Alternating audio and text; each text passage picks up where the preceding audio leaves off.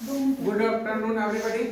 आज का जो ट्रेनिंग का जो प्रोग्राम का जो हम लोग का टॉपिक है वो है डिजिटल लर्निंग। डिजिटल लर्निंग के बारे में बताएंगे हम लोग को Ritendra sir. Please welcome sir, आइए।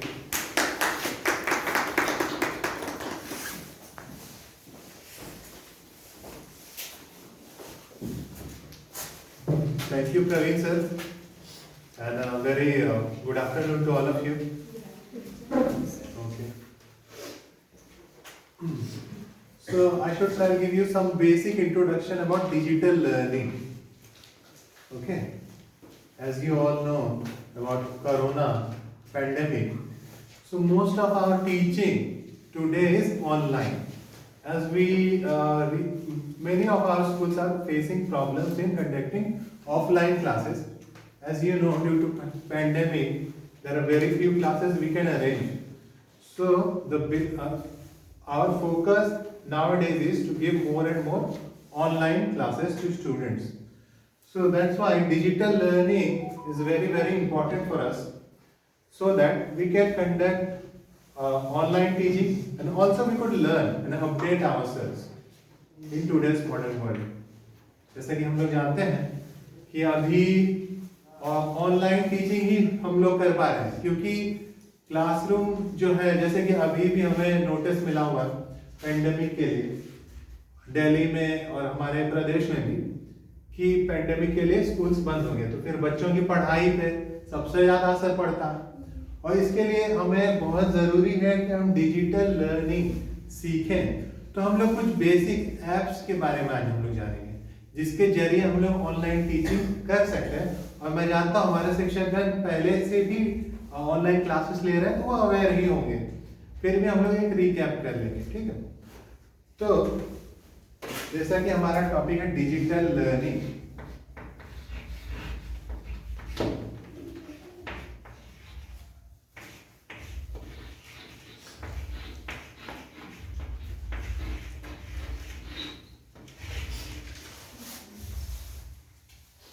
जैसे कि हम लोग जानते हैं, हम लोग आज कुछ ऐप्स के बारे में डिस्कस करते हैं। जैसे कि अगर हमें बच्चे का क्लास लेना पड़ेगा, तो हम लोग गूगल मीट का सहारा ले सकते हैं। Google Meet is very interesting app, ठीक है।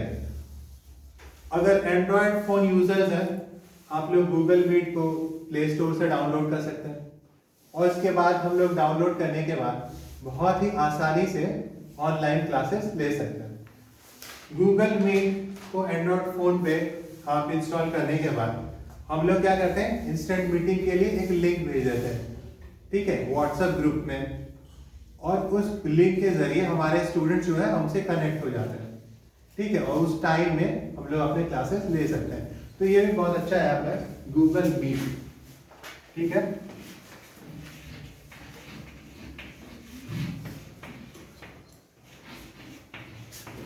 और हमारे बहुत सारे टीचर्स गूगल मीट का इस्तेमाल भी कर रहे हैं ऑनलाइन टीचिंग के लिए, ठीक है।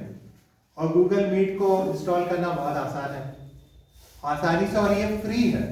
ये भी एक अच्छी बात है, this is absolutely free, there is no charge, okay, this is free to use है, फ्री टू यूज।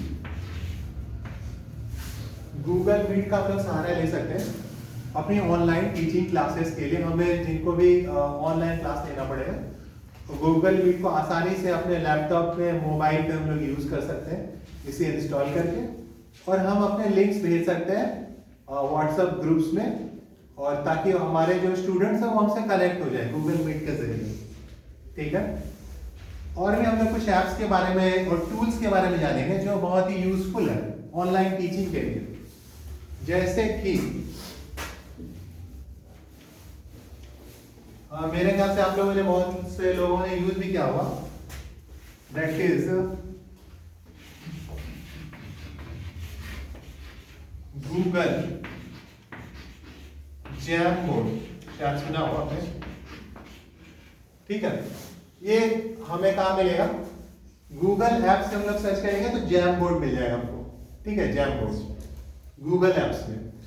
और एंड्रॉयड यूजर्स जो है फोन पे, हम लोग कहाँ पे, प्ले स्टोर से हम लोग लोड कर सकते हैं जैमबोर्ड। तो जैमबोर्ड बहुत अच्छी और ये फ्री है, फ्री टू यूज, इसमें कोई भी पैसा नहीं लगेगा। तो जैमबोर्ड जो एप्लीकेशन ऐप है, इसमें हमें बहुत सारी सुविधा मिल जाएगी, ठीक है। ये बहुत ही यूजफुल ऐप है। इसमें क्या है कि हमारे स्टूडेंट्स हमसे इंटरैक्ट कर सकते हैं। जैमबोर्ड पे हम कोई भी इमेज, जैसे कोई लाइफ साइंस का क्लास है, ठीक है, जब हमें जैमबोर्ड मिल जाएगा तो लाइव हम लोग इमेजेस इंसर्ट कर सकते हैं। जैसा हार्ट का इमेज चाहिए हमको, तो जैमबोर्ड में ऑप्शंस है, ठीक है, हम लोग हार्ट का इमेज डायरेक्टली लोड कर सकते हैं उसमें लाइव, पहले से भी हमको लोड करने की जरूरत नहीं, हम लोग लाइव लोड कर सकते हैं। जो भी हम लोग जैमबोर्ड में हमें जो पेपर मिल जाएगा गूगल ऐप में, तो उसमें हम लोग जो भी क्वेश्चंस देंगे स्टूडेंट को, जैसे कि कॉपी पेन पे बच्चे अपने होमवर्क करते हैं, जस्ट लाइक दैट जैमबोर्ड में हमारे बच्चे हमको अपना रिस्पॉन्स दे सकते हैं। वो अपना रिस्पॉन्स हमें लिख के देंगे, तो हमें इसमें वो शेयर कर सकते हैं, ठीक है। तो वो अपने मोबाइल पे या अपने लैपटॉप पे जब क्वेश्चंस का आंसर लिखेंगे ना, वो हम लोग करेक्ट कर सकते हैं, ठीक है, वो हमको भी दिखेगा, ठीक है। ये बहुत इंटरेस्टिंग ऐप है जैमबोर्ड, और इस टूल का भी हम लोग इस्तेमाल कर सकते हैं ऑनलाइन टीचिंग के लिए, ओके।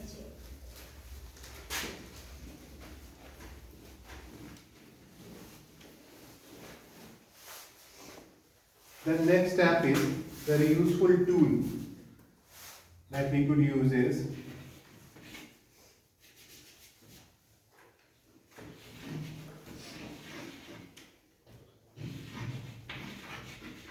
GeoGebra।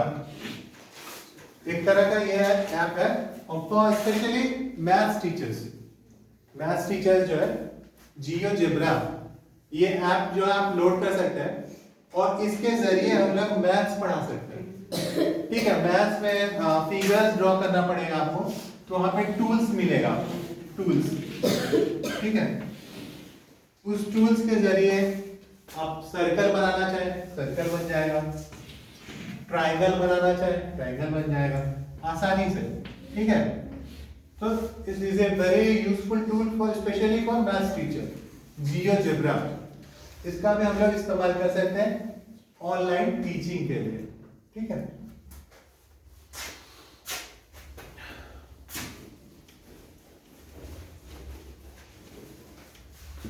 कई बार हम लोगों को एग्जाम्स लेने पड़ते हैं, okay, we take online exams, so Microsoft quiz is very good tool, very useful tool, and many of us are already using it, okay. So we could ask quizzes, we can make quizzes for our students and give it to our students, and students also get to know their results immediately, okay। तो Microsoft Quiz भी बहुत अच्छा tool है और उनमें से बहुत सारे लोग बहुत आसानी से इसका इस्तेमाल कर रहे हैं ऑनलाइन एग्जाम्स के लिए, तो हम लोग इसका भी यूज कर सकते हैं, ठीक है। और इसको हम लोग Microsoft forms, okay,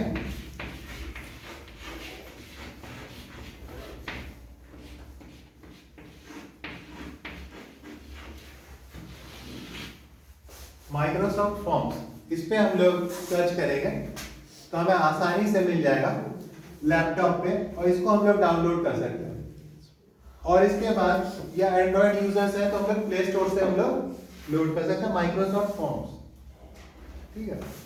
Microsoft forms एक बहुत ही अच्छा ऐप है, बहुत अच्छा ये टूल है अगर हमको ऑनलाइन एग्जाम लेना है अपने स्टूडेंट्स का, तो इसमें हम लोग क्विजेस बना सकते हैं, तैयार कर सकते हैं, और हम इमीडिएटली रिजल्ट भी देख सकते हैं अपने बच्चों का, ठीक है। और इसमें टाइम सेट भी कर सकते हैं हम लोग, ठीक है, टाइम आप अपने हिसाब से सेट कर लो, ठीक है। दूसरी बात है यूजर फ्रेंडली, आसान है,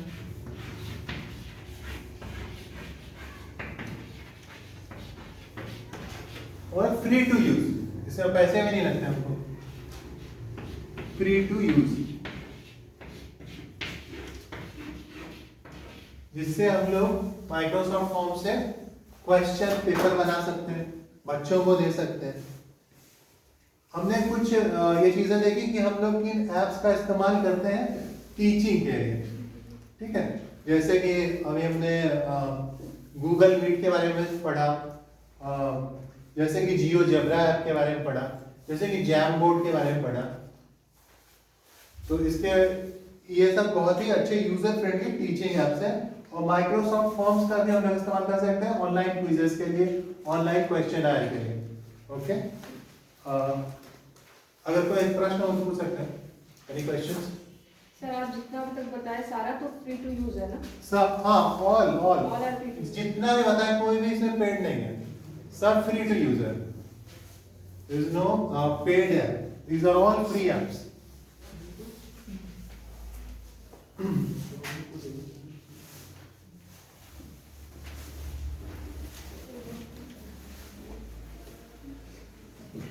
टीचर्स खुद भी पढ़ सकते हैं ऑनलाइन, और हम लोग अपनी ऑनलाइन ट्रेनिंग भी ले सकते हैं।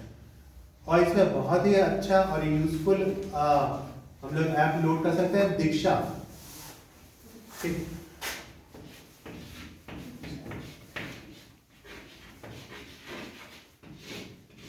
और दीक्षा ऐप मैं खुद भी यूज कर रहा हूँ। कल भी मैंने एक कोर्स किया था AI पे, और हम लोग बहुत ही यूजर फ्रेंडली हैं, और आपको इमीडिएटली सर्टिफिकेट्स मिल जाते हैं, गवर्नमेंट अप्रूव्ड सर्टिफिकेट्स। और ये दीक्षा है बहुत ही यूजर फ्रेंडली, तो बहुत आसानी से हम लोग लॉग इन कर सकते हैं दीक्षा ऐप में। अगर आपका अकाउंट बना हुआ है तो अच्छी बात है, अगर नहीं भी है तो आपने गूगल अकाउंट से भी लॉग इन कर सकते हैं इस पे।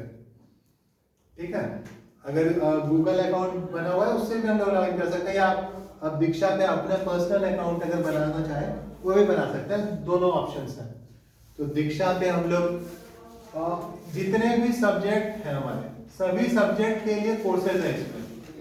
ठीक है, इंग्लिश, मैथमेटिक्स, साइंस, सोशल, सारे सब्जेक्ट के लिए सब्जेक्ट स्पेसिफिक कोर्सेज हम लोग पढ़ सकते हैं दीक्षा पे।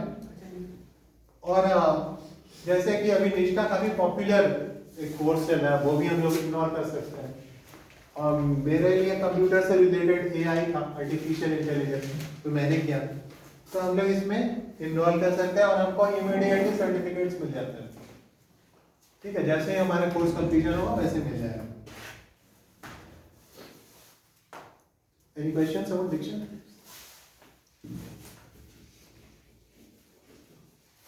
दीक्षा के साथ हम लोग ऑनलाइन लर्निंग के लिए CBSE ट्रेनिंग पोर्टल का भी इस्तेमाल कर सकते हैं।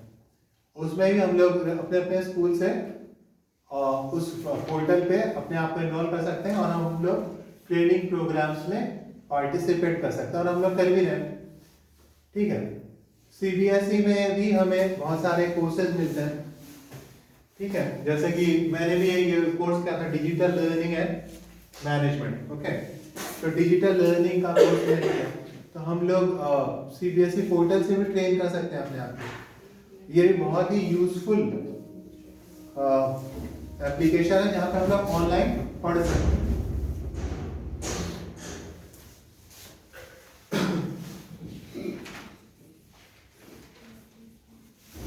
अगर मैं आप लोगों से जानना चाहूँ, हम में से कितने लोग दीक्षा यूज कर रहे हैं? Diksha, very good, very good, 5 responses, 6, तो हमारे बहुत सारे 7 responses, वेरी गुड। तो हमारे आई थिंक 8 और 9 टीचर्स दीक्षा अभी यूज कर रहे हैं, वेरी गुड। और दीक्षा से हम लोग करंट और लेटेस्ट अपडेट जान सकते हैं अपने कोर्स के बारे में, चाहे वो भाषा के बारे में हो, चाहे वो अपने सब्जेक्ट के बारे में हो, मैथ्स के बारे में हो, या कोई भी स्ट्रीम से आप रिलेटेड हो, वो हम लोग कोर्स कर सकते हैं, और बहुत आसान है, और अपने टाइम के अनुसार। दीक्षा में एक फायदा और ये है कि जैसे CBSE पोर्टल में हमको टाइम मिलता है, उस टाइम में ही हम लोग कोर्स कर सकते हैं, लेकिन दीक्षा में ऐसा नहीं है। दीक्षा में हम अपने हिसाब से टाइम सेट कर सकते हैं। ठीक है, तो टाइम फ्लेक्सिबिलिटी, ठीक है, फ्लेक्सिबल टाइम।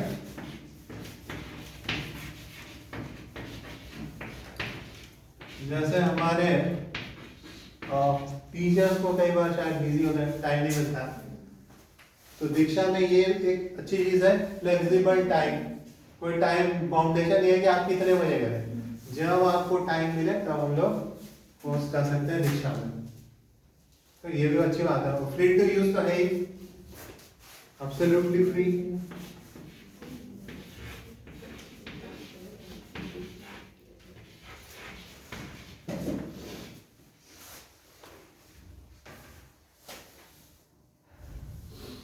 और ऑनलाइन लर्निंग की अगर बात की जाए, हम लोग गूगल की बात न करें तो चर्चा ही अधूरी हो जाएगी।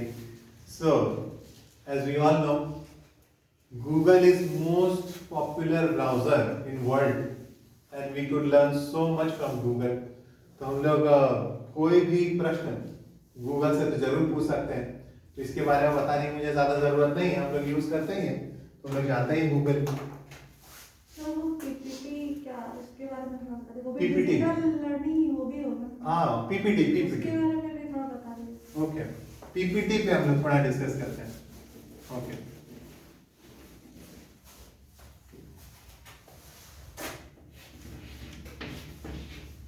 PPT is short for power point presentation. ठीक है, पावर पॉइंट प्रेजेंटेशन।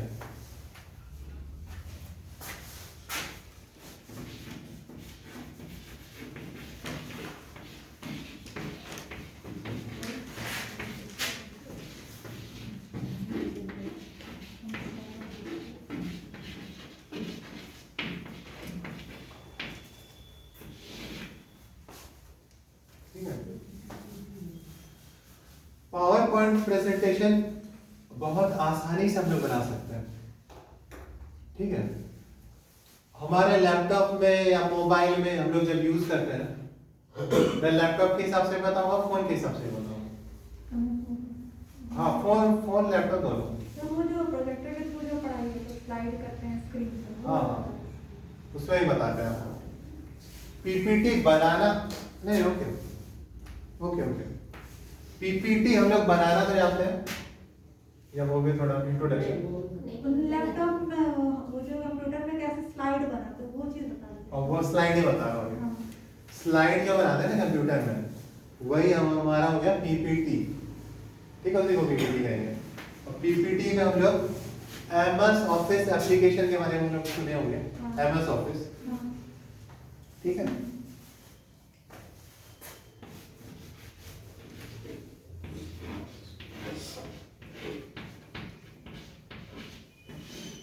ठीक है।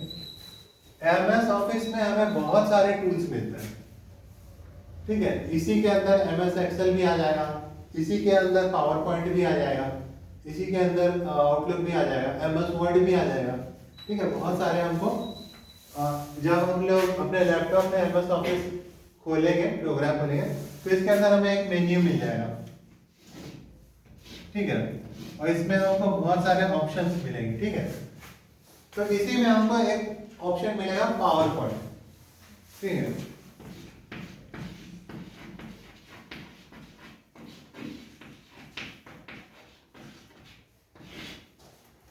और हम लोग इसको खोल लेंगे। ठीक है, और जब हम लोग पावर पॉइंट खोल लेंगे, क्लिक करना है इस पर। ठीक है,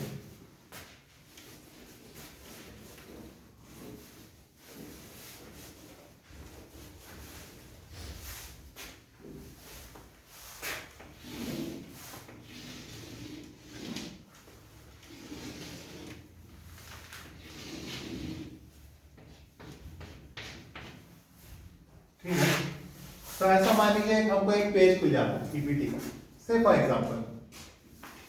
तो इसमें हमको अगर नया हम लोग प्रोजेक्ट शुरू कर रहे हैं, ठीक है, नया स्लाइड बनाना चाहते हैं, यहाँ पे हम लोग फाइल ऑप्शन है, फाइल।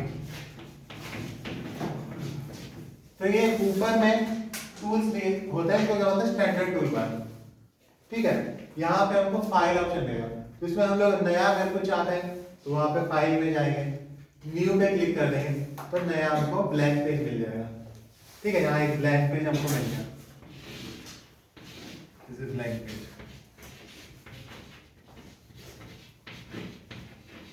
ठीक है, और यहाँ पे हमको अगर कुछ उसमें इंसर्ट करना चाहते हैं, इंसर्ट का ऑप्शन भी यहाँ पे होता है, इंसर्ट।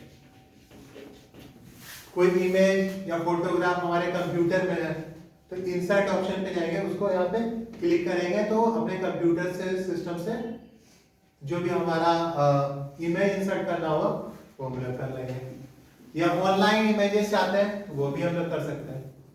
ठीक है, यहाँ पे सपोज कोई फोटो है, हाँ। पावर पॉइंट में उसको यूज कर रहे हैं, हाँ। उसको हम वो ब्लैंक पेज में किए, हाँ। और वो फोटो सपोज ये है बैनर, हाँ। इसको हम किए, इसमें हमको कोई एडिटिंग करना है, वो भी कर सकते हैं। उसके लिए क्या ऑप्शन है? इसके लिए ऑप्शन है एडिट। अच्छा, उसमें एडिट ऑप्शन आएगा। हाँ, इसमें ऑप्शन, इसमें टूल में ही लिखा हुआ है एडिट, तो एडिट में जाएंगे तो उसमें हमको बहुत सारे टूल्स मिल जाएंगे, और उसमें क्या हमको एडिट करना है, छोटा करना है, बड़ा करना है, मीडियम करना है। सपोज कोई वर्ड ऐड करना है तो हो जाएगा? हाँ बिल्कुल होगा, 100% होगा।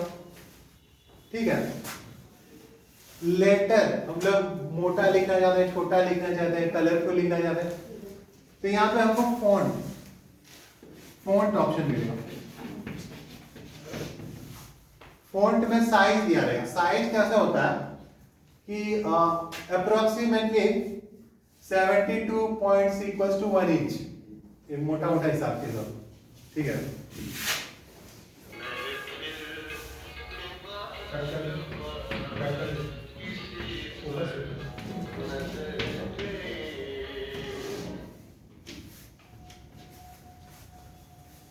ओके, तो मोटे तौर पे अगर 1 इंच है उसमें उसका मतलब हो गया वो नंबर के हिसाब से यहाँ पे वो 72 के आसपास आएगा। ठीक है, तो हम अपने हिसाब से उसका साइज चेंज कर सकते हैं।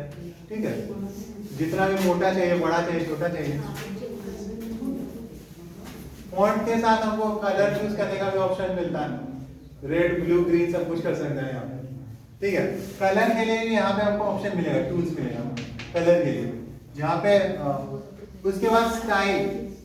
ठीक है, जैसे किसी को एरियल ब्लैक लिखना है, किसी को टाइम्स रोमन लिखना है, हाँ इटैलिक जो कर्सिव टाइप है, हाँ उस तरह से भी, जैसे इटैलिक है लिखिएगा। तो हमको यहाँ पे फॉन्ट का ऑप्शन मिलेगा, यहाँ पे हम लोग किस तरह से, किस स्टाइल में लिखना चाहते हैं, तो यहाँ पे हमको ऑप्शन मिलेगा, तो हम लोग यहाँ पे आसानी से लिख सकते हैं। तो हम लोग अपना स्लाइड बनाएंगे। ठीक है, और उसके बाद स्लाइड में वो हमको दिखेगा कैसा, स्लाइड बना लिया। ठीक है, वो दिखेगा कैसे, तो उसका भी हमको व्यू मिलेगा, कैसा हम लोग दिखेंगे। ठीक है, स्लाइड व्यू, स्लाइड शो, तो यह स्लाइड शो। ठीक है, तो यहाँ पे टूल दिया रहेगा, स्लाइड शो पे क्लिक करेंगे तो हम देखेंगे कि वो हमारा जब पीपीटी बना रहे हैं वो दिखेगा कैसे हमको, वो भी हम लोग देख सकते हैं कि हमारा कैसा बना। हम उसमें पेज और ऐड करना चाहते हैं, 4 पेज बनाए, हमको लगता है 3 पेज और ऐड करना, 3 पेज ऐड कर सकते हैं, या हमको लगता है ज्यादा लंबा हो गया, इसको थोड़ा छोटा करना चाहिए, तो 1 पेज डिलीट भी कर सकते हैं इसमें। ठीक है, पीपीटी में हम लोग म्यूजिक भी ऐड कर सकते हैं, साउंड ऐड करने के लिए भी ऑप्शन है, एनिमेशन के लिए भी यहाँ पे टूल दिया हुआ है। अगर हमको कोई कार्टून इंसर्ट करना है तो एनिमेशन के लिए यहाँ पे एनिमेशन भी हमको टूल मिल जाएगा। ठीक है, एनिमेशन अगर हम लोग इसको बनाना चाहते हैं। और सर वीडियो कैसे ऐड करते हैं? जैसे हम लोग जो ऑनलाइन ट्रेनिंग करते हैं उसमें जो रिसोर्स पर्सन होते हैं बहुत सारा बीच में क्लिप्स दिखाते हैं, उसके लिए क्या ऑप्शन होता है? एनिमेशन नहीं, वो तो एनिमेटेड वीडियो दिखाता है, एनिमेटेड हो गया। जनरल वीडियो के लिए क्या ऑप्शन है? उसके लिए मैडम बहुत सारे ऑनलाइन स्ट्रीमिंग हमारे ऐप्स रहते हैं। ठीक है, जैसे मैंने आपको अभी एक ऑप्शन बताया था जैम बोर्ड। ठीक है, उसमें एक बोर्ड भी आएगा और जो रिसोर्स पर्सन है उसका भी ये वो आएगा। ठीक है, तो वो हम लोग उसको भी देखेंगे और इनको भी देखेंगे। ठीक है, तो इसी तरह से जैसे हम लोग एक पढ़ते हैं ना गूगल मीट, वो भी एक तरह का ऐप है, उससे भी हम लोग देख सकते हैं। ठीक है, तो इस तरह के हमारे बहुत सारे ऑनलाइन इंटरैक्टिव जो हमारे ऐप्स हैं। ठीक है, जैसे मैंने सर को अभी हमने बताया था जियोजेब्रा, तो उसमें जो इमीडिएटली जो ऑनलाइन हमको रेस्पॉन्सेज मिलेंगे वो हम लोग भी देख सकते हैं, और हमारे स्टूडेंट से हम लोग क्वेरीज भी ले सकते हैं उसमें से, पार्टिसिपेंट्स भी हम लोग सभी उसमें ऑनलाइन इंटरेक्शन कर सकते हैं।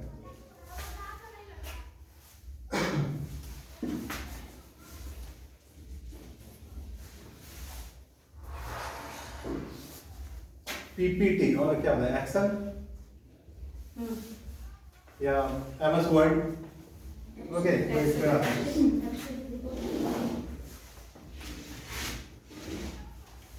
सर पीपीटी जो बताए उसमें जो बैक साइड जो ग्राउंड होता है, बैकग्राउंड, उसका चेंज कैसे किस में किया जाता है?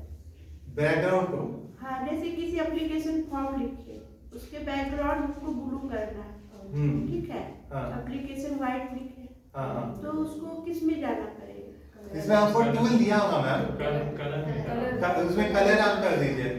उसको हमको ब्लू चाहिए ब्लू कर देंगे, वो येलो चाहिए येलो कर देंगे, कलर हमको दिया रहेगा। बैकग्राउंड किसी पे एप्लीकेशन नहीं, हम लोग लिखने के लिए जो फॉन्ट का कलर यूज करेंगे ना, जैसे जो लिखना है उसमें फॉन्ट का कलर चूज करेंगे, तो वो अपने हिसाब से ब्लू, ग्रीन, रेड और जो भी लिखते हैं वो कर सकते हैं।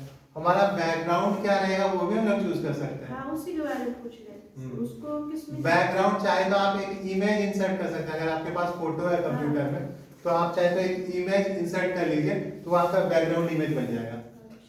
या फिर अगर आप केवल कलर उसका चेंज करना चाहते हैं, तो कलर ऑप्शन के लिए भी वहाँ पे टूल्स है, केवल कलर भी चेंज कर सकते हैं। और चाहे तो पूरा फोटो भी आप उसमें हाँ लोड कर सकते हैं, ठीक है।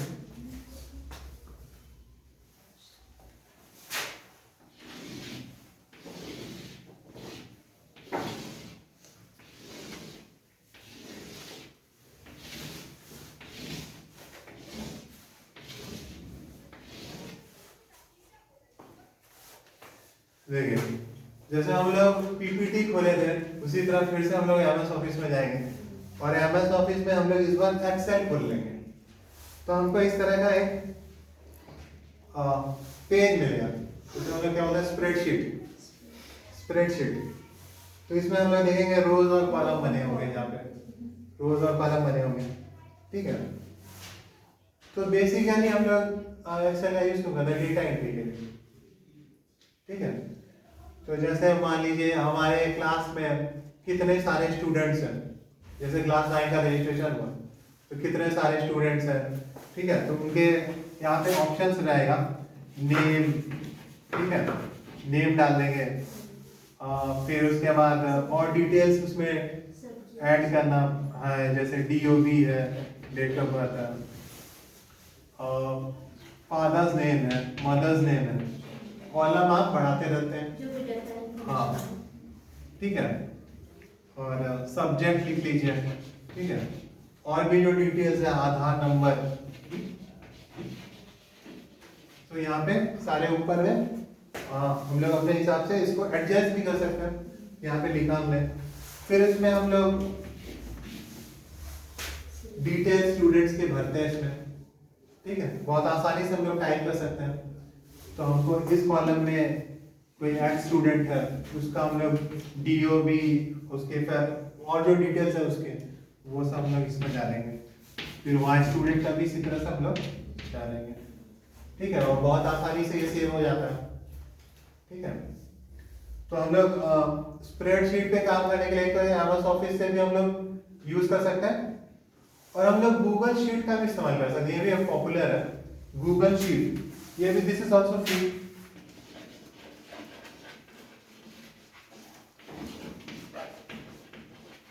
Okay, so we could use Google sheet also, ठीक है। गूगल शीट में भी हमको एक्सेल फाइल मिल जाएगा, उसमें हम लोग डिटेल्स भर सकते हैं और उसको अपने हिसाब से एडिट भी कर सकते हैं, ठीक है।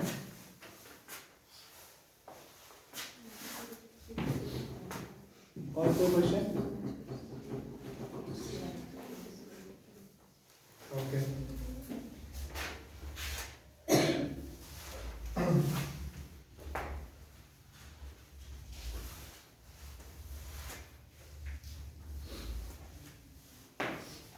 डिजिटल लर्निंग में हम लोग जैसे मान लीजिए कोई से फॉर मेडिकल साइंस स्टूडेंट्स, अब मेडिकल साइंस में क्या होता है, हमेशा हम लोगों को नई नई अपडेट्स मिलती रहती है। जैसे कुछ दवाइयों के नाम है जो हमें अभी, जैसे कोरोना एक नई बीमारी आई, ठीक है, इसके बारे में ज़्यादा पता नहीं था डॉक्टर्स को, तो अभी मेडिकल स्टूडेंट्स भी इसका इस्तेमाल कर सकते हैं। अब नई जानकारी इकट्ठा करने के लिए, ठीक है। तो is a very very useful app for every walk of life. तो डिजिटल लर्निंग से चाहे वो डॉक्टर्स हो, चाहे वो टीचर्स हो, चाहे वो किसी भी प्रोफेशन में हो, चाहे वो मिलिट्री प्रोफेशन में हो, कोई भी गवर्नमेंट जॉब करते हो या कोई बिजनेस भी करते हो, हर इंसान के लिए डिजिटल लर्निंग जरूरी है।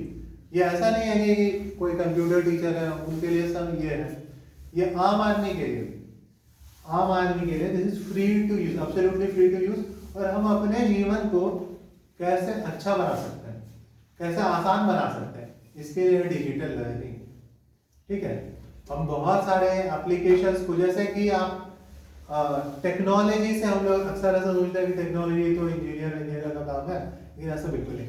जैसे हम लोग गाड़ी चलाते हैं तो हम लोग गूगल यूज कर सकते हैं डायरेक्शंस के लिए, तो वो भी AI technology, artificial intelligence technology का इस्तेमाल करें, ठीक है। तो एआई के बारे में थोड़ा बताइएगा। आर्टिफिशियल इंटेलिजेंस, आर्टिफिशियल इंटेलिजेंस, ठीक है।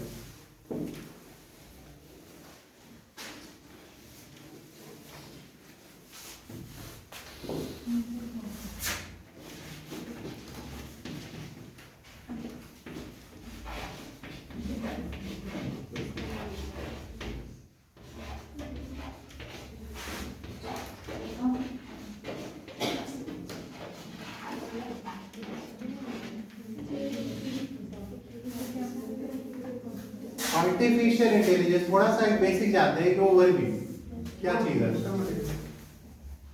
तो ऐसे जो हमारे हर मशीन, ऐसा नहीं होता कि सब में एआई होता है।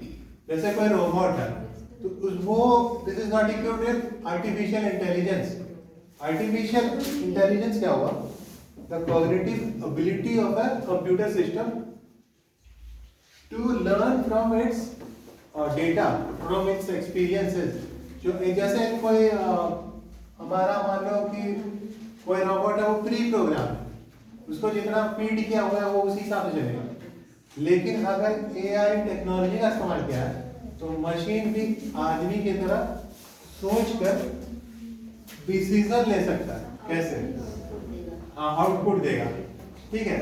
जैसे कि हम लोग गाड़ी चला रहे हैं, उसमें जीपीएस सिस्टम है हमारे इंस्टॉल्ड है, तो वो एआई टेक्नोलॉजी का इस्तेमाल करेगा, रियल लाइफ लोकेशंस को देखेगा कि कहाँ पे ट्रैफिक है, कहाँ पे ट्रैफिक नहीं है, कहाँ पे रोड बना हुआ है, कहाँ पे रोड नहीं है।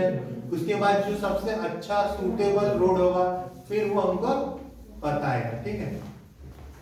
जैसे हम लोग गूगल असिस्टेंट का काम फोन पे गूगल से पूछते हैं, गूगल असिस्टेंट से पूछ लेते हैं या एलेक्सा से पूछ लेते हैं ना फोन पे, तो वो भी एआई टेक्नोलॉजी का इस्तेमाल करके, ठीक है। अब हमने जो सवाल पूछा तो उस एनएलपी बोलते हैं उसको, नेचुरल लैंग्वेज प्रोसेसिंग। तो हमारे शब्दों को एआई क्या करता है? वो एनालाइज करता है, ठीक है। और उसके पास जितने सारे एल्गोरिथम्स है, ठीक है। मशीन हमारी भाषा हिंदी इंग्लिश तो नहीं समझता है, वो machine understand what it actually understand only algorithms. Computer केवल एल्गोरिथम की भाषा समझता है, तो मशीन जो है एल्गोरिथम्स उसमें अंदर जो पहले से फीड किए हुए हैं, हमारे जो नया उसको डेटा मिल रहा है उसके हिसाब से वो एनालाइज करता है। जैसे किसी को दवा का नाम नहीं मालूम, उसने ऐसा पूछ लिया कि सर्दी खांसी के लिए मुझे क्या लेना चाहिए, गूगल से पूछ लिया। अब गूगल के पास जो एआई टेक्नोलॉजी का इस्तेमाल करेगा तो वो दवाई बताएगा आपको, ठीक है, कि आपको क्या लेना चाहिए। कफ सिरप ले लो आप तो ज्यादा अच्छा फील करोगे, या टैबलेट ले लो, डीकोल टोटल ले लो तो ज्यादा अच्छा फील करोगे। तो वो एआई टेक्नोलॉजी का इस्तेमाल करके हम लोग अपने जिंदगी को आसान बना सकते हैं, ठीक है। और ये this is very useful technology, this is very very popular technology also. Okay friends, I think I have learned so much from you and thank you for your kindness. Okay, so I think it should be all for today. मैं आप सबों का धन्यवाद करता हूँ कि आपने मुझे अवसर दिया। Thanks.